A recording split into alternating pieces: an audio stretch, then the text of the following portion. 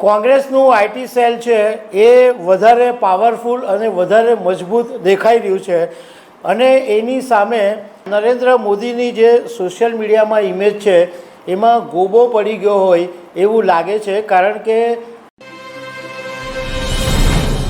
એક જમાનામાં ગુજરાત ભાજપનું જે આઈટી સેલ હતું એ પાવરફુલ હતું, પરંતુ અત્યારે એવું દેખાઈ રહ્યું છે કે ગુજરાત ભાજપના આઈટી સેલે નાદારી નોંધાવી દીધી છે, કારણ કે સોશિયલ મીડિયા ઉપર જે પ્રમાણે માહોલ દેખાઈ રહ્યો છે એમાં ગુજરાત ભાજપનું આઈટી સેલ દેખાતું નથી. તો આના વિશે તમારી સાથે વાત કરીશ. મારું નામ રાજેશ શાહ છે અને તમે જોઈ રહ્યા છો ગુજરાતના સૌથી મોટા digital news platform ખબરછે.com. Bharatiya Janata પાર્ટીવાળા IT સેલમાં બહુ જ માહિર છે અને બહુ જ પાવરફુલ એનું આઈટી સેલ માનવામાં આવે છે.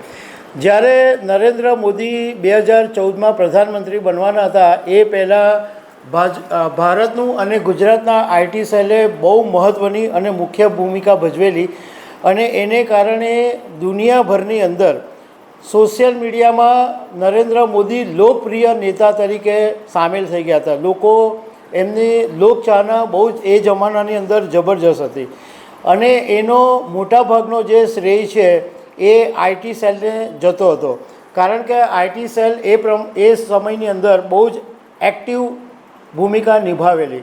પરંતુ એની સાથે સાથે ભાજપનું જે આઈટી સેલ છે એણે રાહુલ ગાંધીને પપ્પુ બનાવવાની અંદર પણ બહુ જ મોટો રોલ ભજવેલો, કારણ કે એક પછી એક એવી પોસ્ટ આઈટી સેલ મૂકતું હતું કે જેને કારણે લોકો રાહુલ ગાંધીને પપ્પુ પપ્પુ એ વખતે કહેતા થઈ ગયા હતા.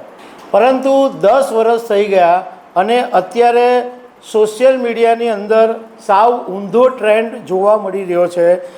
કોંગ્રેસનું આઈટી સેલ છે એ વધારે પાવરફુલ અને વધારે મજબૂત દેખાઈ રહ્યું છે અને એની સામે નરેન્દ્ર મોદીની જે સોશિયલ મીડિયામાં ઇમેજ છે એમાં ગોબો પડી ગયો હોય એવું લાગે છે, કારણ કે ગુજરાત ભાજપનું આઈટી સેલ હવે દેખાતું નથી.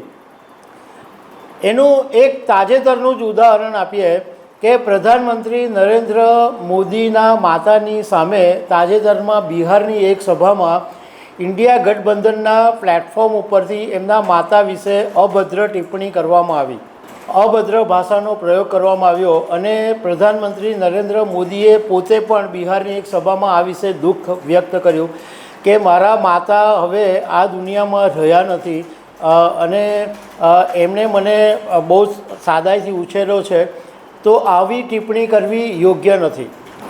આ ઉપરાંત ઘણા બધા રાજકારણના જાણકારોએ પણ એવું કીધું કે આવું હલકી કક્ષાનું રાજકારણ કરવું યોગ્ય નથી, કારણ કે એમના માતાને રાજકારણ સાથે કોઈ લેવા દેવા નથી અને એ દુનિયામાં જ્યારે છે જ નહીં ત્યારે કોઈ નિધન પામેલી વ્યક્તિ વિશે આવા ખરાબ શબ્દો અપશબ્દોનો પ્રયોગ કરવો એ વાત યોગ્ય નથી.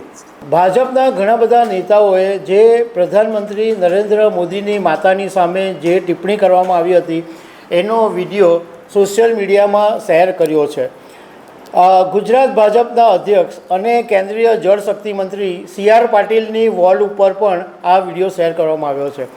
અમે એ જાણવાની કોશિશ કરી કે આ ભાજપના નેતાઓના વોલ ઉપર જે આ વિડીયો શેર કરવામાં આવી રહ્યો છે એની ઉપર લોકો શું પ્રતિક્રિયા આપી રહ્યા છે. તો અમે CR પાટીલની વોલ ઉપર જઈને જોયું તો એમાં જેટલી કોમેન્ટો આવી છે એમાંથી એમ કહેવાય કે લગભગ 99% જેવી કોમેન્ટ છે એ નેગેટિવ કોમેન્ટ છે. એટલે પ્રધાનમંત્રી નરેન્દ્ર મોદીના સમર્થનમાં કે એમની માતાની ફેવરમાં બોલનારા લોકો નથી, એને બદલે ઊંધી વાત લોકો કરી રહ્યા છે. અને આ સિવાય ભાજપના જે બીજા મોટા મોટા નેતાઓ છે એમના સોશિયલ મીડિયા પ્લેટફોર્મ ઉપર પણ આ જ સ્થિતિ છે, બધા નેગેટિવ કોમેન્ટ જ કરી રહ્યા છે.